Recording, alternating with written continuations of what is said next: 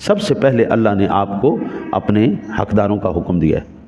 اگر آپ کے خاندان میں سارے اللہ تعالیٰ خیر صلی اللہ ہے، الحمدللہ، شکر الحمدللہ، ٹھیک ہے جی، بہن کو دو، سکی بہن کو زکوٰۃ دو، سکے بھائی کو زکوٰۃ دو، ان کے بچوں کو دو، ہے جی، اس طرح دو، لیکن ماں کو نہیں صدقہ دے دینا۔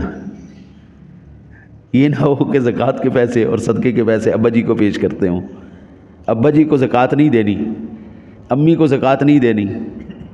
زکوٰۃ دو، بہنوں کو دو، بھائیوں کو دو، ان کے بچوں کو دو، اور دیگر رشتہ داروں کو دو، لیکن ماں باپ کو زکوٰۃ نہیں، ماں باپ کو ہدیہ پیش کرنا ہے۔ مسجد کو زکوٰۃ نہیں، مسجد کو ہدیہ پیش کرنا ہے، ٹھیک ہے جی۔ یہ چیزیں رمضان شریف آ رہا ہے، جس کی جو حیثیت نہیں ہے نا، تو اللہ سے مانگو آج،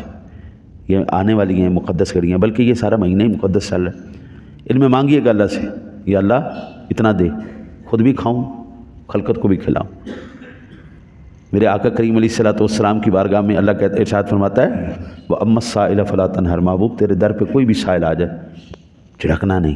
آ جاؤ بسم اللہ۔ کوئی آ جائے اور آپ کو اس بات کا یقین ہو کہ مسلمان ہے، میرا رشتہ دار ہے، میں جاننے والا ہوں، یہ اللہ کی حدود کو توڑنے والا نہیں ہے، زانی نہیں ہے، شرابی نہیں ہے، جواری نہیں ہے، بھکاری نہیں ہے، تو پھر اس کو دھکا نہیں دینا، اس کو خالی ہاتھ نہیں جانے دینا۔ اور اگر ان میں سے کوئی صفت اس کے اندر موجود ہے، زانی ہے، شرابی ہے، جواری ہے، بھکاری ہے، تو پھر جتنا بھی پیسہ دو گے مجرم کے جرم کے اندر برابر کے شریک ٹھہرا ہو جائے، طاقت اس کو آپ نے دی نا جرم کی، لہذا ایسی بات نہ کیجیے گا۔ باقی انشاءاللہ یہ اب چند دن میں اسی طرح عرض کروں گا،